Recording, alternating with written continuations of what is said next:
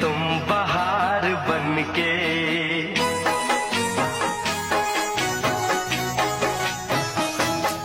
आए हो मेरी जिंदगी में, तुम बहार बनके आए हो मेरी जिंदगी में, तुम बहार बनके मेरे दिल में यूं ही रहना।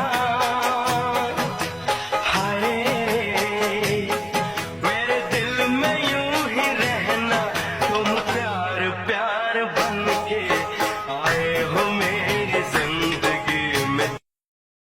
I'm a student of history, Islamic history especially, was on the Prophet, or Prophet peace be upon him, the state of Medina, which he created.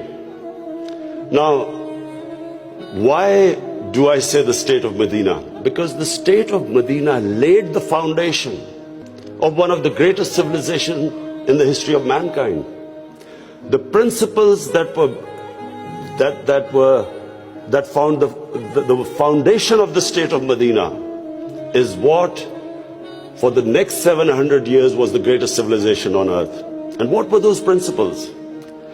The state of Medina was founded on incredible principles of justice and humanity. It was the first time a welfare state was made, a state that took responsibility of the weak, what China has done right now. That was the state of Medina, where first time a state took responsible for its poor, its weak, its orphans, its widows. In the state of Medina, the first time pensions were created.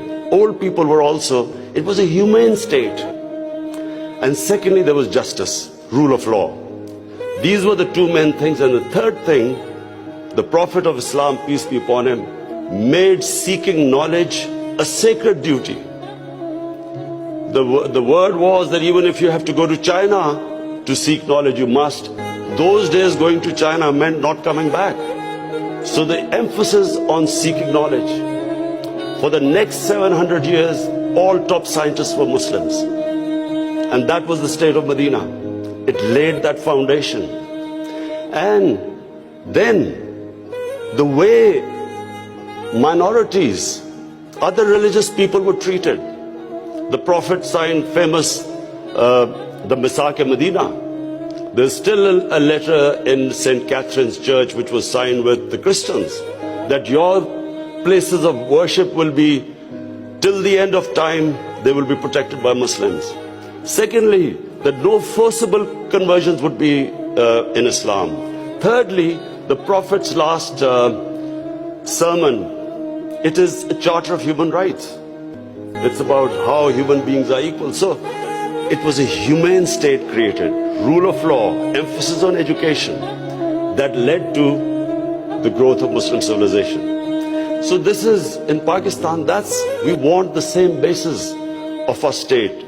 The rise of what I believe, the way our country will rise, it will go back to those principles. We must, number one, have rule of law, everyone equal before the law. State must be accountable.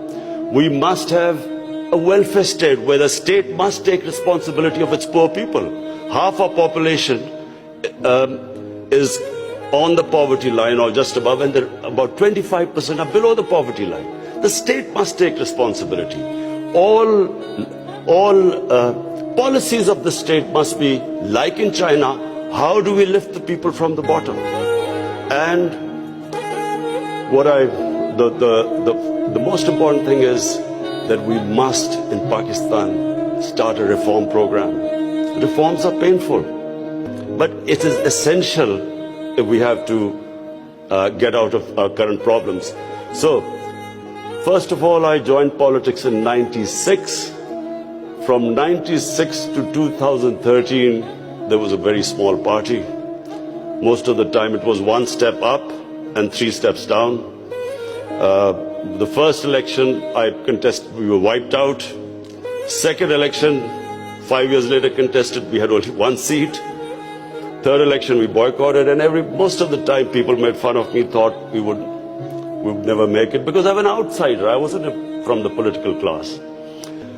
But one big lesson from sports which I learned: you only lose when you give up. So